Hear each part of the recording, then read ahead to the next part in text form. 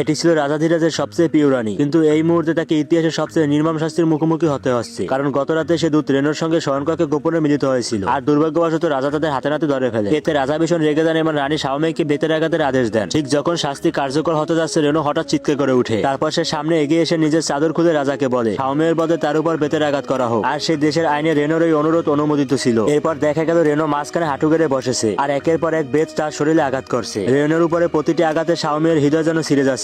এভাবেই খুব শীঘ্রই 30টি বেতাঘাত শেষ হয়, আর তখনই রেনো অজ্ঞান হয়ে মাটিতে লুটিয়ে পড়ে। এরপরে শাওমেই ধীরে ধীরে মৃত্যু মঞ্চের দিকে এগিয়ে আসে এবং হাঁটু গেড়ে বসে পড়ে। আসলে রাজার আদেশ ছিল বেতাঘাতের পর তাকে সেখানেই মৃত্যুদণ্ড দেওয়া হবে। ঠিক যখন জল্লাদ শাস্তি কার্যকর করতে যাচ্ছে, তখন হঠাৎ কয়েকজন ভিখারি দৌড়ে আসে। তাদের নেতা বলে দেশের আইনে তাদের মৃত্যুদণ্ড প্রাপ্ত বন্দীতে নিয়ে যাওয়ার অধিকার আছে। সে শাওমেইয়ের দিকে এগিয়ে যায় এবং তার প্রতিবাদ উপেক্ষা করে তাকে টেনে তুলে। রাজা তখন আবার ভালো করে যাচাই করে দেখেন সত্যি এমন একটি আইন আছে, তাই তিনি শাওমেইকে তাদের হাতে তুলে দেন। অসহায় শাওমেই চিৎকার করতে দেখে আর ভিখারিরা তাকে নিয়ে মৃত্যু মঞ্চ ছেড়ে চলে যায়। কিন্তু বাড়ি ফেরার আগে কয়েকজন অশাসনী তাদের ঘিরে ফেলে। তাদের নেতা সরাসরি শাওমেইকে ভিখারির হাত থেকে ছিনিয়ে নিয়ে ঘোড়ায় তুলে নিয়ে যায়। আসলে তারা ছিল রেনোর লোক। নিজের সঙ্গীদের বিপদে ফেলতে না চেয়ে রেনো তাদের মিশন চালিয়ে যেতে বলে, আর সে নিজের শাওমেইকে নিয়ে অন্যদিকে রওনা দেয়। কিন্তু তারা জানতো না সবকিছুই রাজার নিয়ন্ত্রণে ছিল। বিশ্রাম নিতে থামতে হঠাৎ একটি তীর এসে তাদের পানির থলি ফুটো করে দেয়। এরপর পানি ছেড়া তারা কষ্টে এগোতে থাকে। আগের বেতাঘাতের ক্ষত এখনো সারেনি, তার উপর এই কষ্ট। শেষে রেনো অজ্ঞান হয়ে পড়ে যায়। শাওমেই তখন তড়িঘড়ি করে পানি খুঁজতে বের হয়। অনেক কষ্টে পানি খুঁজে পেলেও তার কাছে কোনো পাত্র ছিল না। ঠিক তখনই রাজা উপস্থিত হন। তিনি বলেন শাওমেই যদি তার সঙ্গে ফিরে যেতে রাজি হয় তবে তিনি রেনোর প্রাণ বাঁচাবেন, এমনকি তাকে পুরস্কৃত করবেন। কিন্তু শাওমেই দৃঢ়ভাবে এই প্রস্তাব প্রত্যাখ্যান করেন। এরপরে রাজা তখন তাকে এক থলি সোনা আর একটি দড়ি ছুড়ে দিয়ে বলেন একদিন সে অবশ্যই তার কাছে ফিরে আসবে। এই বলে তিনি সেখান থেকে চলে যান এবং শাওমেই দ্রুত ফিরে এসে অজ্ঞান রেনোকে নিয়ে আবার যাত্রা শুরু করে। অবশেষে সে একটি গ্রাম দেখতে পেয়ে সাহায্য চাইতে যায়, কিন্তু অবাক হয়ে দেখে কেউ তাকে এক ফোঁটা পানি দিতেও রাজি নয়। এমনকি সে সোনা দিয়েও তাদের কাছ থেকে পানি কিনতে পারে না। তখন ভেঙে পড়া শাওমেইকে এক দয়ালু গ্রামবাসী রাজপ্রাসাদের দিকে ইশারা করে। তখনই সে ভালো করেই বুঝতে পারে সবই আসলে রাজার ষড়যন্ত্র। অসহায় হয়ে তখন শাওমেই ফিরে যাওয়ার সিদ্ধান্ত নেয়। তখন আড়ালে লুকিয়ে থাকা অশ্বরোহীরা তাকে বেরিয়ে এসে রাজপ্রাসাদে ফিরিয়ে নিয়ে যায়। রাজার সামনে দাঁড়িয়ে শাওমেই নিজের আজীবনের স্বাধীনতা বিসর্জন দিয়ে রেনোর প্রাণ বাঁচায়। কিন্তু সেই দিন থেকে তারা আর কখনো একে অপরের সঙ্গে দেখা করতে পারেনি। তো বন্ধুরা, আজকে এই পর্যন্তই। আপনাদের সাথে ছিলাম আমি সাব্বির। এতক্ষণ ভিডিওটি মনোযোগ দিয়ে দেখার জন্য সবাইকে আন্তরিক ধন্যবাদ।